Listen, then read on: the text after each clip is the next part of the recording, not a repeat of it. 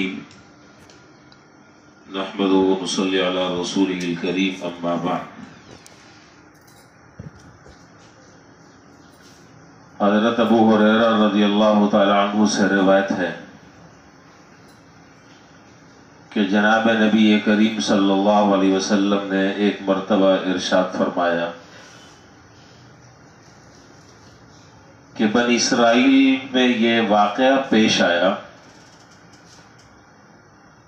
کہ ایک آدمی نے دوسرے آدمی سے ایک زمین خریدی۔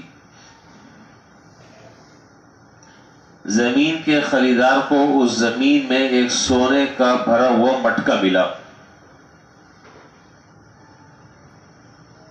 اس نے جس سے زمین خریدی تھی اس سے یہ کہا کہ یہ تو سونا تمہارا ہے، تم لے لو، میں نے تو تم سے زمین خریدی تھی، یہ مٹکا نہیں خریدا تھا۔ کس جہان کے لوگ تھے؟ جس کی زمین تھی اس نے کہا کہ میں نے تو تمہیں زمین اور جو کچھ اس میں وہ سب فروخت کیا۔ یہ کہتا ہے کہ جی اس میں میرا حق نہیں، یہ تمہارا ہے، اور وہ کہتا ہے کہ نہیں یہ تو اب تمہارا ہے، اس میں سے سونا نکلے، چاندی نکلے، جو چیز نکلے تم اس کے مالک ہو۔ اس بات پر آپس میں جھگڑا ہو رہا ہے، معاملہ حل نہیں ہو رہا۔ تو اب ان دونوں نے ایک شخص کو اپنا ثالث مقرر کیا کہ بھائی ایک ثالث مقرر کر لیتے ہیں، وہ جو فیصلہ کرے گا وہ ہم دونوں کے لیے قابل قبول ہوگا۔ چنانچہ جب یہ ثالث کے پاس پہنچا اور اس نے فریقین کی بات سنی، اس فیصلہ کرنے والے نے، اب فیصلہ کرنے والے کو بھی اللہ نے عقل دی تھی، سمجھ دی تھی، تو بہترین مسئلے کا حل نکال دیا۔ اس فیصلہ کرنے والے نے کہا کہ کیا تم لوگوں کی کوئی اولاد ہے؟ ایک نے کہا کہ ہاں میرا لڑکا ہے، دوسرے نے کہا کہ ہاں میری ایک لڑکی ہے۔ اس پر اس ثالث نے کہا کہ تم دونوں اس لڑکے اور لڑکی کا نکاح کر دو اور اس سونے کو ان پر خرچ کر دو اور ان پر صدقہ کر دو۔ مسئلہ حل ہو گیا، وہ سونا بھی گھر میں رہا، مسئلہ بھی حل ہو گیا، اور دونوں بچے اور بچوں کا آپس میں نکاح بھی ہو گیا۔ یہ پتہ نہیں کس مٹی کے بنے ہوئے لوگ تھے اور کس زمانے کے لوگ تھے۔ ہم تو آج اپنی چیز نہیں، ہم تو دوسروں کی چیز پر اپنا حق جتلاتے ہیں اور زبردستی اپنے قبضے میں، اپنی اسٹڈی میں لینے کے لیے ہم زور لگاتے ہیں کہ نہیں یہ تو میرا حق بنتا ہے، تمہارا کہاں سے بنا؟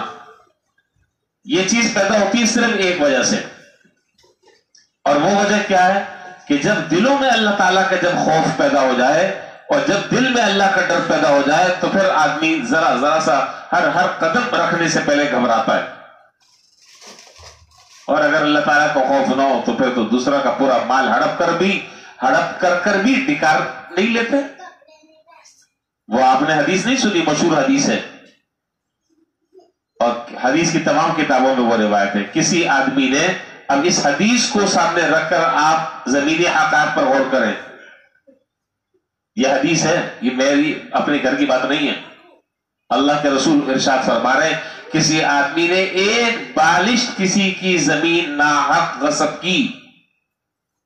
ایک بالش سے کیا ہوتا ہے بھئی؟ ایک بالش سے کچھ بھی نہیں ہوتا، ایک بالش کا حدیث میں تذکرہ ہے۔ ایک بالش اگر کسی نے کسی آدمی کی زمین غصب کی، کل قیامت کے دن 40 سال تک اللہ زمین میں اسے دھسائیں گے۔ اور آج صورتحال یہ کہ پورے کے پورے پلاٹ دوسرے کے 2 نمبر کاغذات بنا کر آدمی جو ہے وہ دعویٰ کر دیتا ہے کہ جی یہ تو میں نے خریدا ہے، اور اس پر بڑی اونچی منزل تعبیر ہو گئی۔ کیا مرنا نہیں ہے؟ اللہ کو جان نہیں دینی ہے؟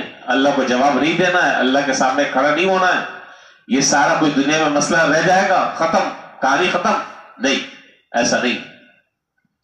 تو میں یہ عرض کر رہا ہوں کہ جب دل میں اللہ تعالیٰ کا ڈر ہوتا ہے، جب دل میں اللہ تعالیٰ کا خوف ہوتا ہے تو بڑی چیز تو بڑی، آدمی چھوٹی چیز پر بھی نیت خراب نہیں کرتا اپنی۔ اللہ کا ڈر ہے، نہیں بھائی اب وہ جھگڑا اس بات پر ہو رہا ہے، ایک کہہ رہا ہے کہ بھائی میں نے تو آپ سے زمین لی تھی، یہ تھوڑی لیا تھا، اور دوسرا کہہ رہا ہے کہ نہیں، جب میں نے آپ کو زمین دی تھی تو اس زمین کے اندر جتنی بھی چیزیں وہ سب اب آپ کی ہیں، میں اس کا مالک نہیں ہوں۔ اللہ تعالیٰ ہمارے دلوں میں بھی اپنا خوف پیدا فرما دے، اللہ ہمارے دل میں بھی اپنا خوف پیدا فرما دے۔ جب اللہ تعالیٰ اپنا خوف دل میں پیدا فرما دیں گے تو پھر سارے معاملات انشاءاللہ بہتر طریقے سے چلنے شروع ہو جائیں گے۔ یہ دنیا تو ایک دن چھوڑنی ہے، ہر آدمی کو چھوڑنی ہے، چاہے مشکل وقت گزر رہا ہے یا بڑی عیاشی کے ساتھ وقت گزار رہا ہے، میٹر سب کا چل رہا ہے، اور ہر آنے والا دن جو ہے آدمی کو قبر کی طرف لے کے جا رہا ہے، اور وقت آدمی اپنی سانسیں پوری کر رہا ہے۔ اللہ تعالیٰ کسی پر ہمارا حق نہ رکھے، اور جو حق ہے اس کے بہتر طریقے سے آدمی دنیا میں زندگی میں ادائیگی کرا لے تو معاملہ آسان ہے، ورنہ معاملہ بڑا مشکل ہے۔ اللہ ہم سب کو اس کی فکر کی توفیق عطا فرمائے۔